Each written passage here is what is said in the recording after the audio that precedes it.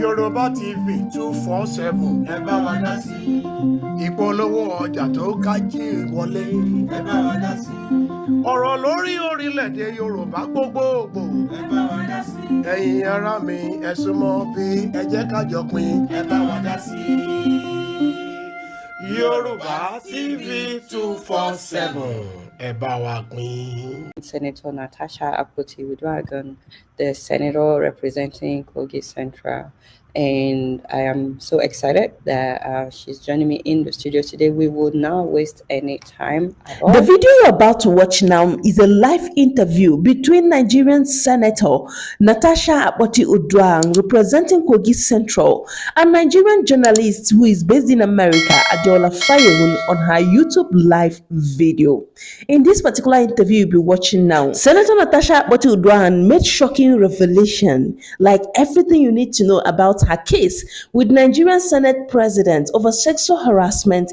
She revealed with clear evidence, including that which Reno Omokri accused her that she is used to accusing men of sexual harassment. She has revealed all the truth about the whole story. Honestly, if this is a story you're interested in, you need to watch this live interview till the end. There is going to be a part 2 because it didn't just end here, but trust me, she made a lot of revelation. And this time, with what we are saying, Akpabio may just be running to his end or his ruin.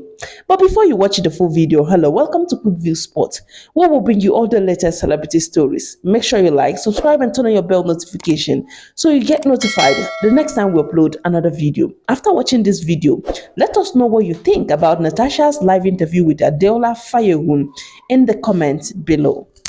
Senator Natasha, thank you so much for joining me in the studio. It's good to see you. Thank you, Adeola, and thank you, Nigerians, for your support and prayers.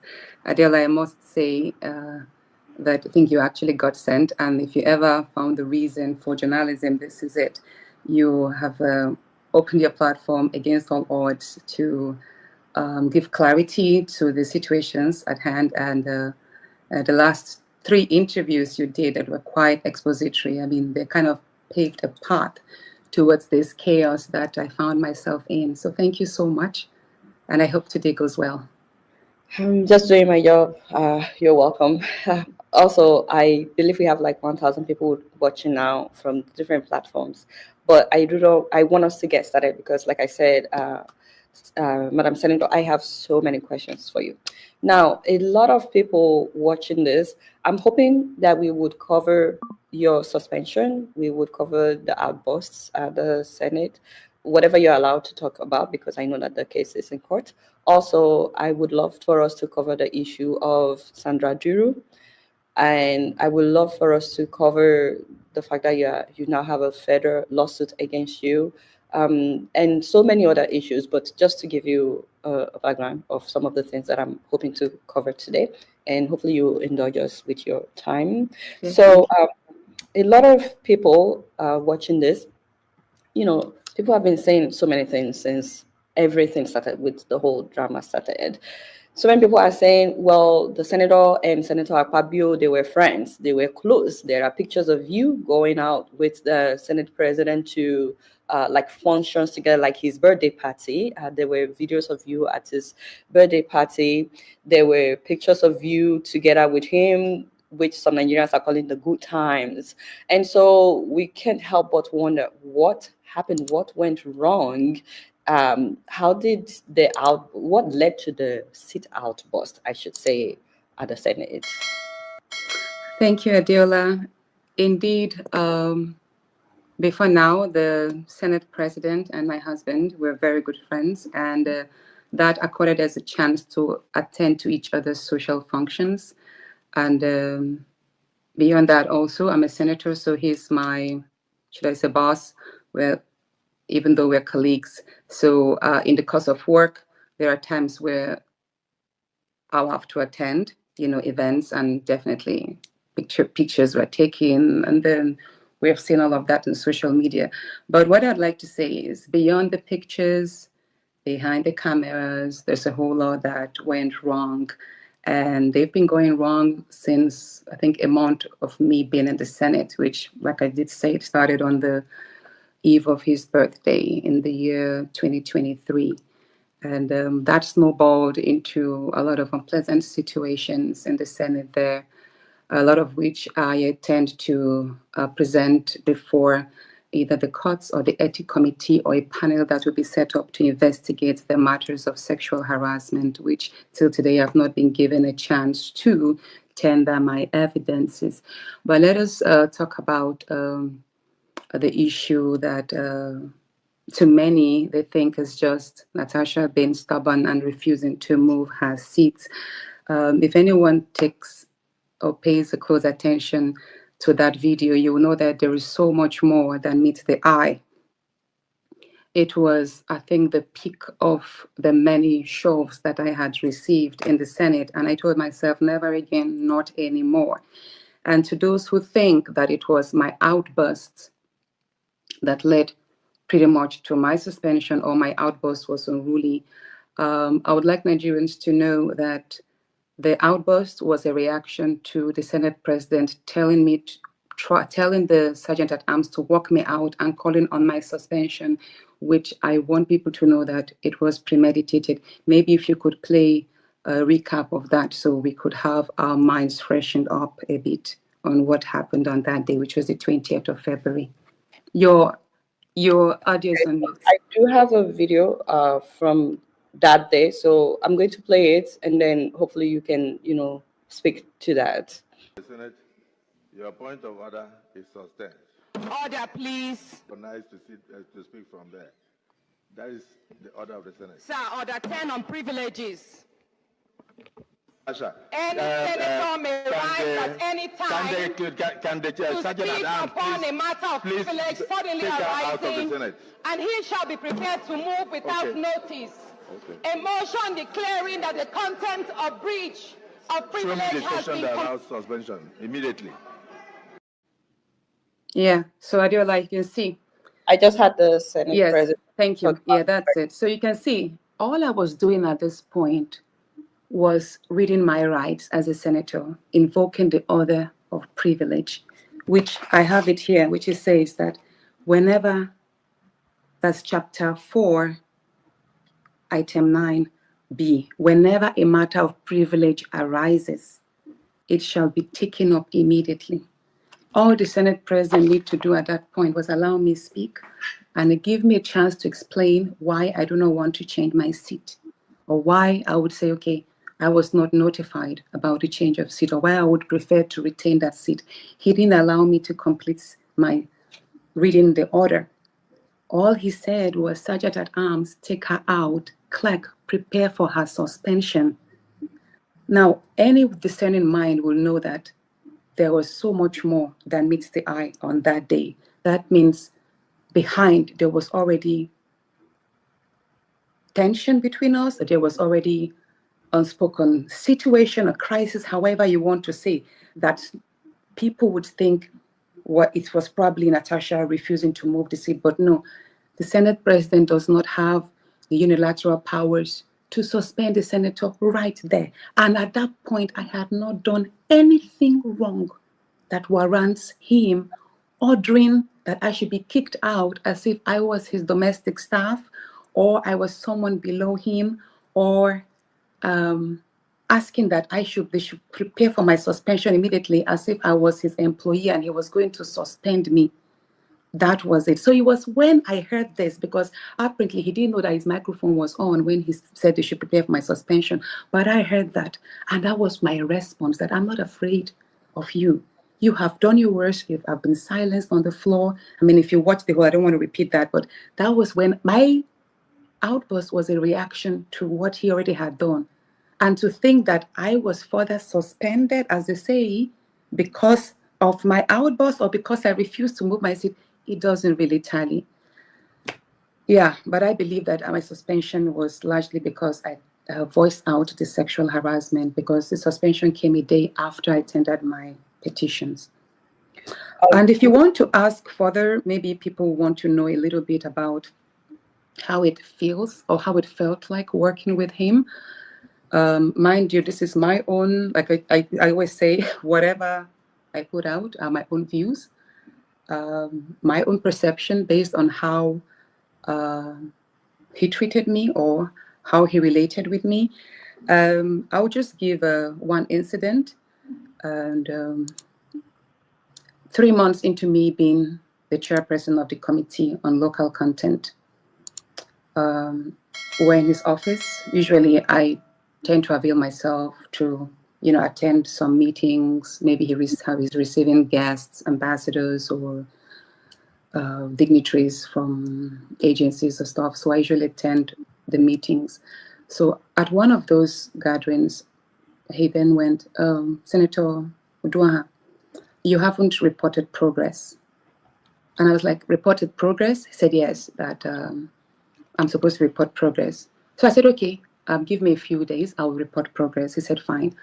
So I went later on, made a PowerPoint presentation of my activities as the chair then, the meetings we've held, the timeline of events, the action plans. And then I went back to him and I was like, okay, sir, I'm ready to tender my progress report.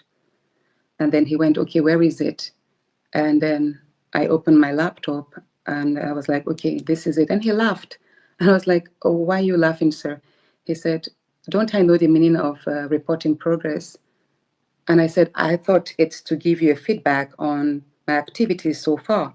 And then he now referred me to a senior senator. He said, why don't you go meet this person and let him educate you on what report progress means.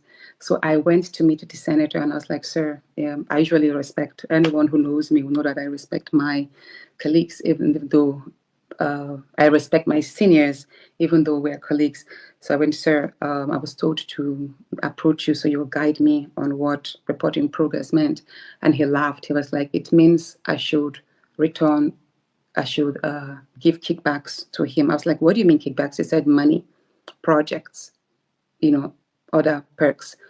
And I was like, how do you mean I need to return? He said, well, as a chairman of committee, and I'm saying this is me. I don't know if this happens to other as a chairman, but if anyone is courageous enough, they could probably speak. So it's more like the Senate president tasking the chairman of all the committees that periodically they're supposed to bring money to him or jobs. And I went, how am I supposed to make money and report to the Senate president? And he said, well, I have to harass the agencies or the ministers that report to me.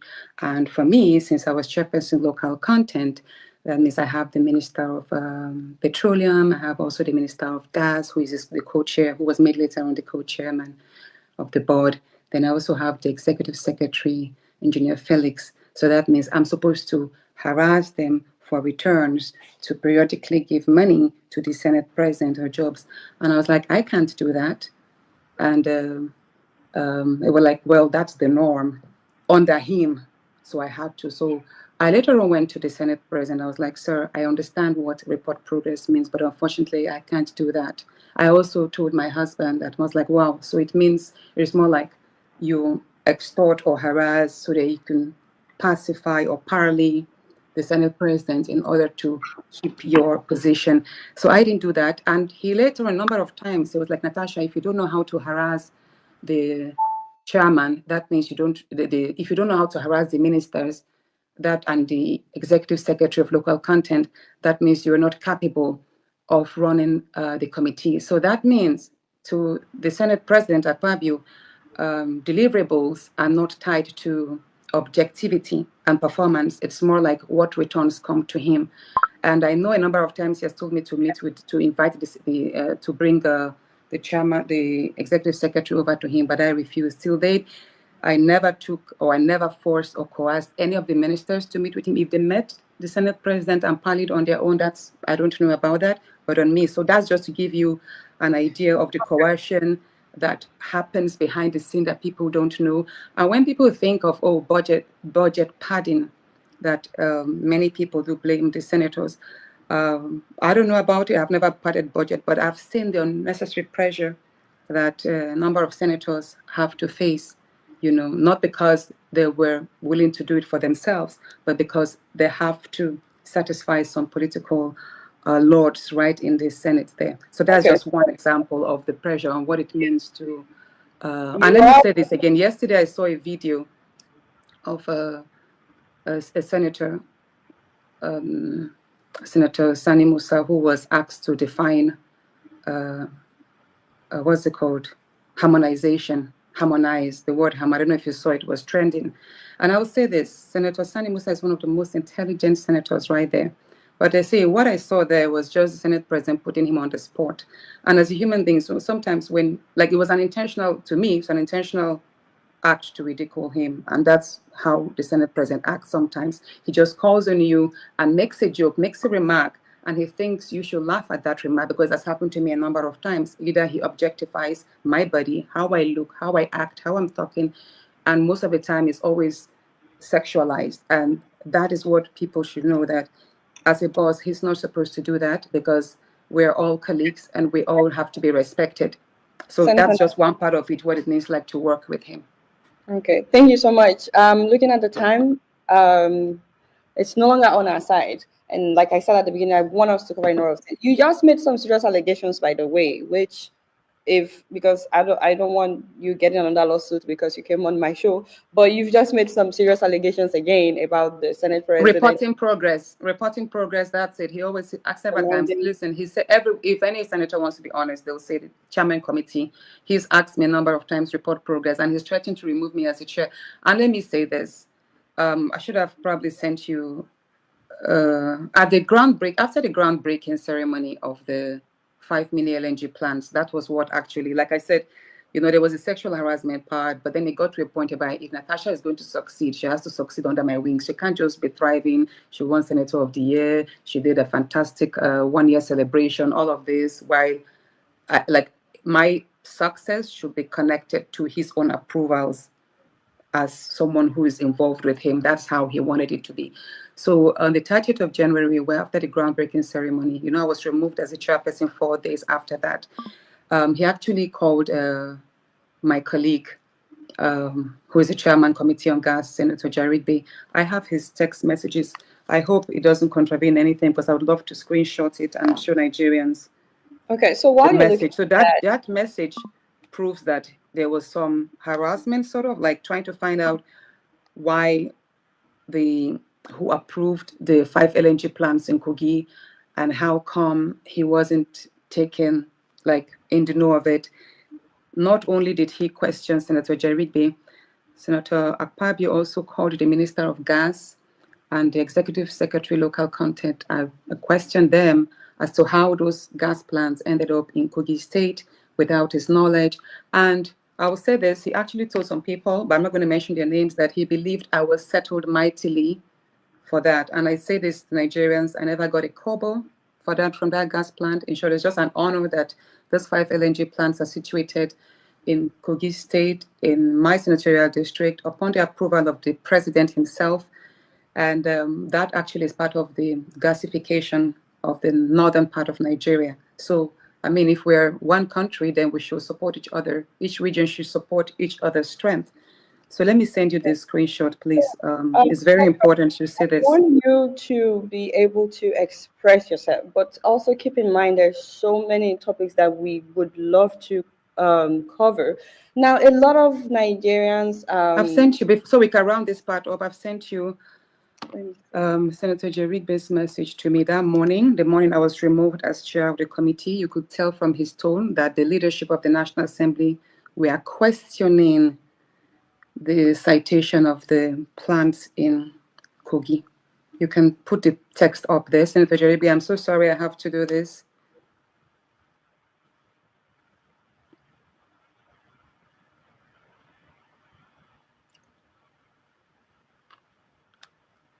Okay, so would this be would this implicate Senator Jarigbe in any way? No, it wouldn't.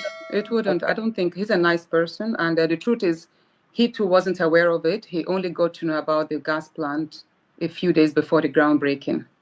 Like I told you, it was an executive order from the president. And also, one thing is, anyway, Okay, Let's take let's take it one at a time. Don't forget, I have only asked one question, and like I said, I have a million questions. I can already see in the yes, fine. section, people have a lot of questions for you. Now, a lot of Nigerians have also been saying that, of course, now your suspension has been like since March. This is the 84th day. We're 84 days into my suspension.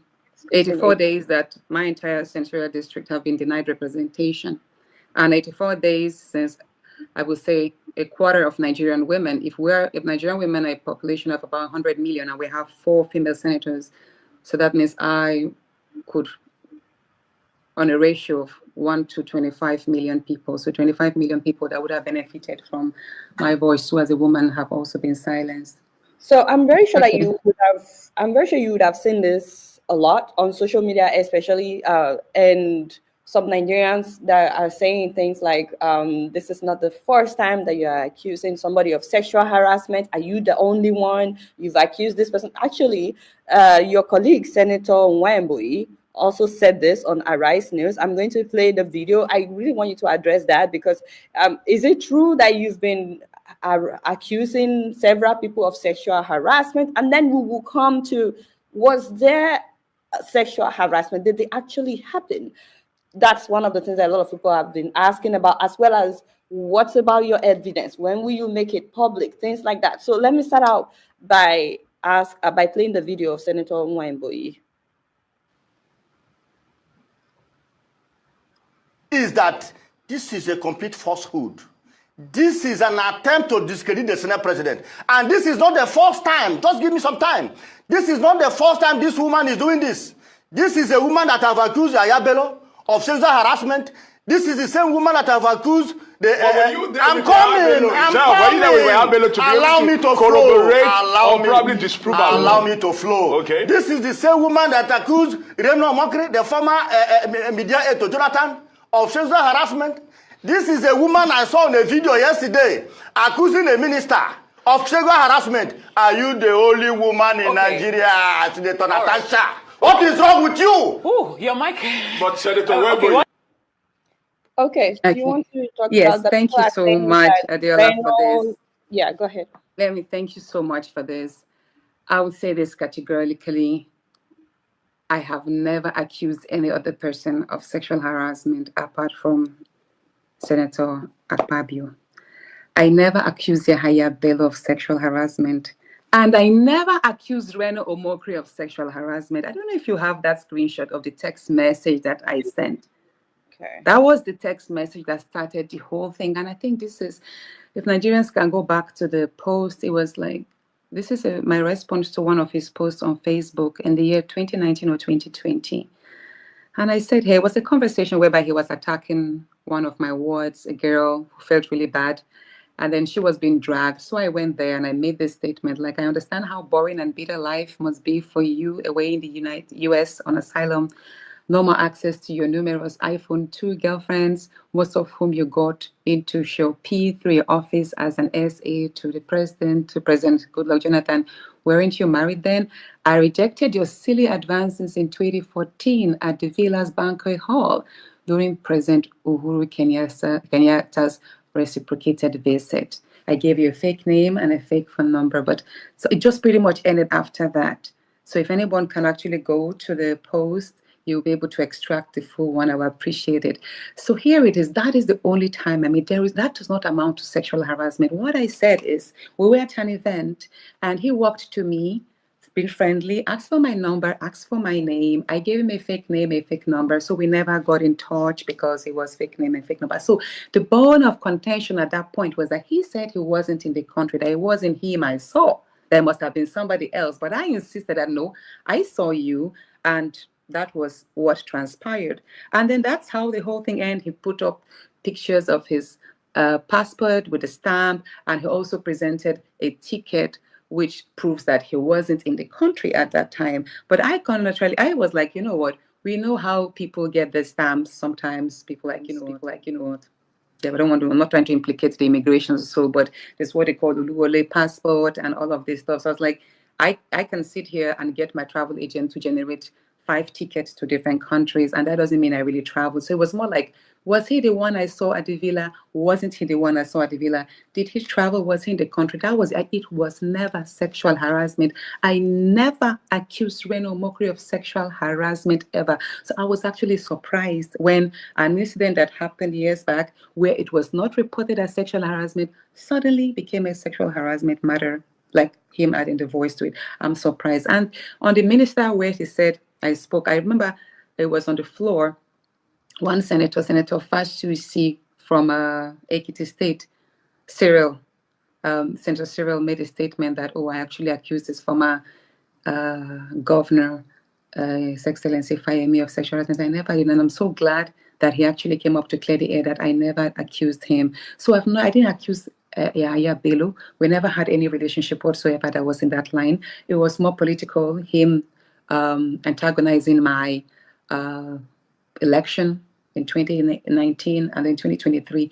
So the Senate President Godswill Akpabio is the first Nigerian man that I'm actually coming up to speak against sexual harassment. But that does not mean, let me say this, that does not mean that I've not been sexually harassed by others in the past, right, from my university days, because sexual harassment happens so rampantly to many Nigerian women. I can bet you if Nigerian women are to do Me Too, we will probably see a ratio of about 80% of Nigerian women, and people don't really understand what sexual harassment is. They think that it's like rape.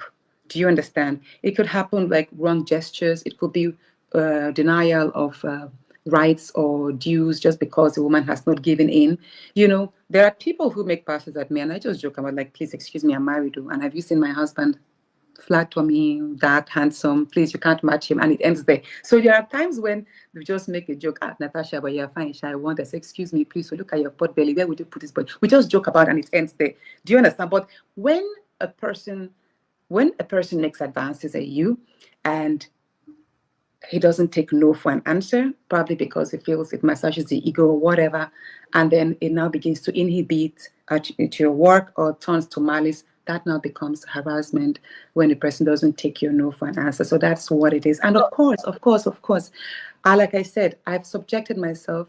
Indeed, I saw statements on the news about the presidential panel being set up. Yes, I was contacted, I think it's the first week of April or so. Reno said you paid him. Did you pay Reno? I didn't pay him. I didn't pay him nothing. I don't know what he's talking about. He should bring proof. I didn't pay Reno nothing. No, he said my husband paid him. That was what he said. And I asked my husband. My husband said, no, he never did. So he should bring proof of that. You can't just come up and say, I accuse you. Yes, I think as a matter of fact, I should maybe, if this continues, then I will have to take action whereby he would then have to present proof of where I accuse him of sexual harassment and where such payments were made, because you can't just wake up one morning and begin to lie against me just because you want to favor the party in power, which I respect his views. The fact that he has shifted from antagonizing the president to being one of the great supporters, that's fine. That's the beauty of politics, I think. We're all at liberty to make our choices. But I think it's really wrong when you want to please someone, then you go overboard just to attack me or manipulate whatever happened. And like I said, there was a presidential committee panel set up. I was approached, that was early April or so, and asked if I'll be willing to submit myself to the panel to investigate. I was like, of course. They made me understand that it's going to be a panel made up of APC members, and I was like, of course, as long as it will be objective and fair.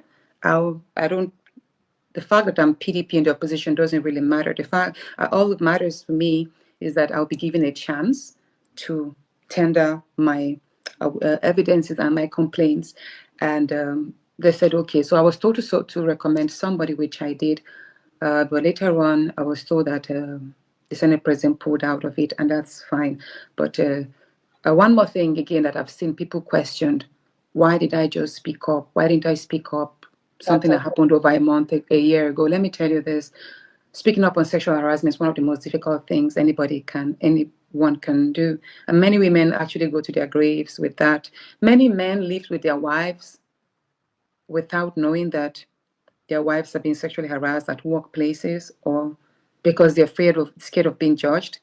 And right now, we keep seeing a lot of men complain that the DNAs go wrong, that the children their wives birthed are not theirs. But the men should sit back and wonder, why do they think some of these things go wrong? They sleep with their wives go to the office, and for any promotion, her boss sleeps with her. So along this line, babies will be born who do not belong to their husbands, because the woman is not given a fair chance to speak of whatever disadvantages she's faced.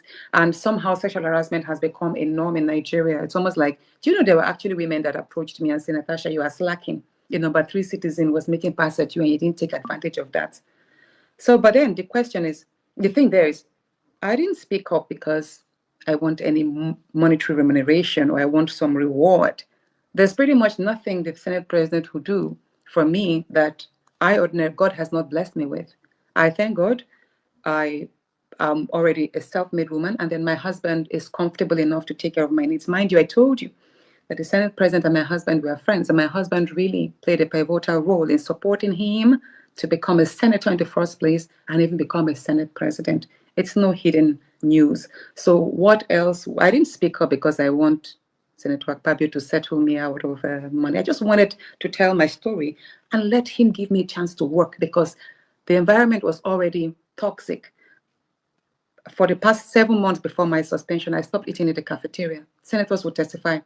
Like normally, I don't like eating breakfast in the morning, so I look forward to eating after sessions. We have a canteen where all the senators go. Well, most senators go, and it's free lunch. So I usually join my colleagues to eat then. And after eating, about 2-3 p.m., I'll go to work, to my office, and stay there till 5-6 p.m. But since the environment became uncomfortable, I stopped going to the cafeteria. So that means every morning I will only eat at evening time when I get back home. So I'll stay hungry just because I was avoiding being in the same space with him, because he could just utter words and everybody there will laugh without thinking of how it will affect me, or he'll make statements and all that. So yeah, I didn't speak up because I wanted any settlement. I didn't want any money out of it. And neither was I seeking him to be arrested or anything. I mean, ordinarily in a sense that society, people who harass women should be punished. But I mean, Nigeria, I don't think we have gotten our institutions or societal orders have matured to that level. But I just wanted him to give me space to work, because I was harassed almost continuously at that point. Okay, so I need to round up that last question based on the tape and some of the things that Reno Omokri said. Thank you for addressing some of that. Also, there has been allegations by Senator Nwabwe that... Oh, and one more thing, I don't have 6 children for 6 men, like he said. No, I have just 4 biological children. And I know I forgot that part. I don't know why he didn't play it. It's somewhere in the video where he said I have 6 children, I have 6 men. And even if I have 6 children for 6 men, I don't have 6 children. I have 4 biological children, but in total, with my stepkids, we're all 8 children in total. So, but even if I have 6 children for 6 men, that does not invalidate the fact that if I speak of sexual harassment, it should not be investigated. And that does not make me a bad person. So one of the things that he also said was that you sued your husband, you forced him to marry you. Was that all made up, or did you... That's all made up. That's all made up. I didn't coerce my husband. We're actually in court on that. As a matter of fact, he was avoiding service. So 2 days ago, yesterday, the court granted the substitute order permit. So I believe it's on the papers now, and it could be pasted in his office or at the gates of the National Assembly that he's served, so that he will attend to the case, the charges there. I didn't harass, I didn't coerce my husband. My husband is such an amazing person. I mean, Adiola, he's an amazing person. He's been my strength through these challenging times, even throughout my elections. I actually pray that more women in politics, which are most women in Nigeria, will be lucky enough to have a man as supportive as my husband. Yeah. So you've sort of answered my next question stylishly. I was just going to ask, okay, was there sexual harassment? Did it actually happen? And more importantly, people have been asking, where is your evidence? When will you make your evidence public? Can you speak about that? Sexual harassment did happen a number of times. And yes, I do have my evidence, and I will tender the evidence at the appropriate place. Like I did say, I will tender the evidence at the appropriate place. Like I did say, I thought the Committee on Ethics and Privileges would be the first place for me to tender my evidence, but that did not happen.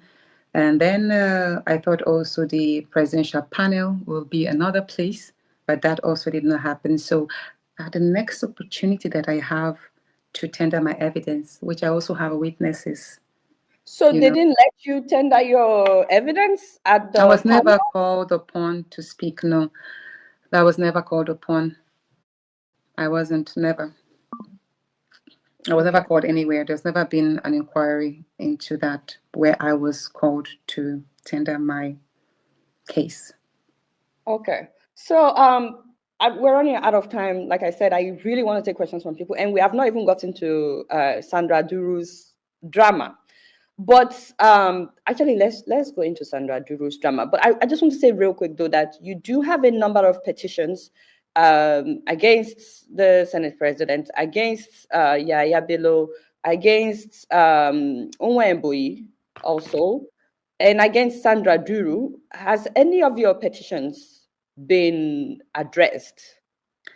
Thanks, Adiola. As a matter of fact, I have all the petitions listed, 12 of them in total. The first petition on March 11th, second March 25th, then March 31st, then April 4th, April 24th, April 28th, April 29th, May 2nd, May 6th, May 15th, May 19th, May 19th. Had several petitions written to all the security agencies. And unfortunately, there's been no investigation. And these petitions are all interwoven from threat to life, withdrawal of my security, assassination attempts. That when Sandra Duru made the live video on the 1st of May, I did write my first petition against her on the 6th of May. I think I did send you a copy. And then after the interview where Frances and Obina spoke up, we then had to make another interview because we could then see that there was a connection with the Senate President. So we now wrote another one against Sandra Duru and the Senate President. That was on the 15th of May. And unfortunately, none of these petitions have been investigated. And but when my lawyers went public with this, with the cause that there is bias in the investigation, in the activities of the police, that was 4 days ago. When my lawyers went public with that, surprisingly, yesterday my lawyer told me that they received a letter of notice of investigation from the Inspector General of Police's monitoring unit. Just yesterday, my lawyer told me. So, and the question I have in mind now is... This was the one against Senator Peter Onwemboyi. Yeah, but when they didn't respond, so we went to court. And this was the one against Sandra Duru. Yes, right? This was on the 6th of May. If you see, 6th of May, just right after her, where I mentioned that all those things she said, that I called Nigerian gullible and hungry. I offered to pay her 200 million to blackmail Akpabio, that I said I'm there to destroy the Yoruba government. I listed everything, that's all false and they should investigate. Nothing happened on that. What is this one? This was 4th of April. The plot to assassinate me. Yes, I did write this. Before I even went to, I wrote a petition before I even made an appearance on Shewa Kimbaloye's show. If you watch that video, if you watch the interview on Shewa Kimbaloye's, I did make reference that it is considerable threat to my life, and that the Senate President had met President. So has any of this, petitions been addressed? No, not one of them. Not one of them. But like I said, if you can there's there's one other document I sent to you. The This one that was, no, not that one. Okay. Which Not that documents? one.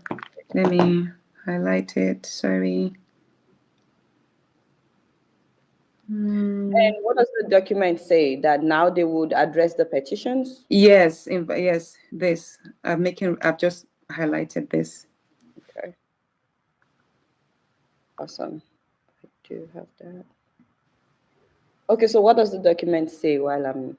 So that document just notifies me that they want to commence investigation. And this was just after my lawyers went public that my numerous petitions were not receiving attention, and instead is the response, is the only petition the Senate President and Akpabio wrote against me that I'm defaming them by crying out of the assassination, that's what the federal government initiated against me.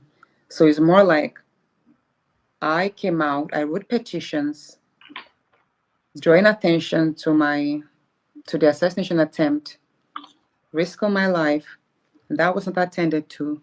And yet the Senate President and Governor Yahaya Bello, wrote their own petitions, outcrying that I defamed them by speaking out. And then that is a petition that I am being charged for conspiracy, what's it called?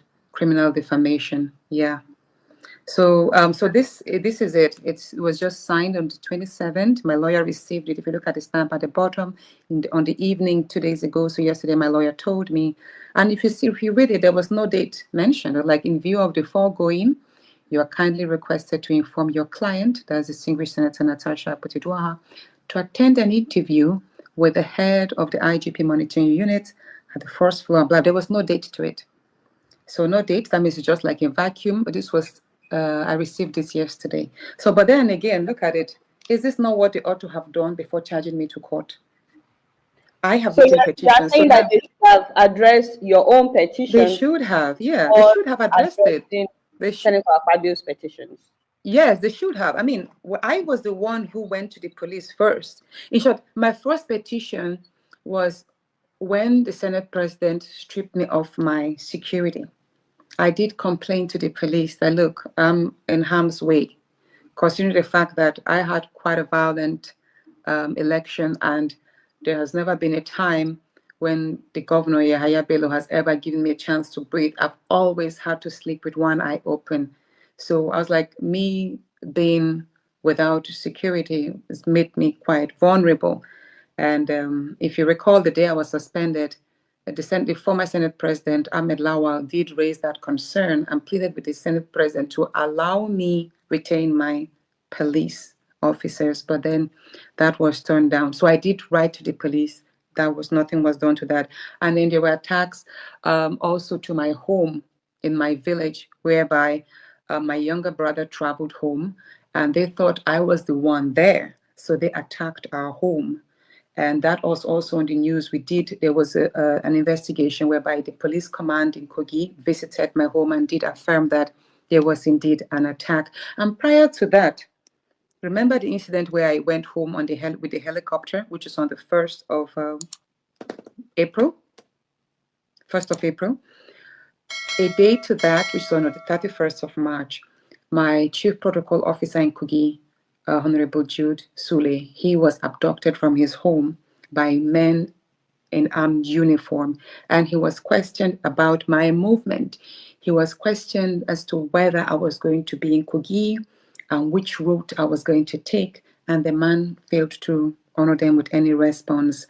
He was kept for 2 days before dropped at the police station in Okini. It's on record there in Kogi that the man was there. So there were considerable attempts to monitor my movement, track me, hunt me.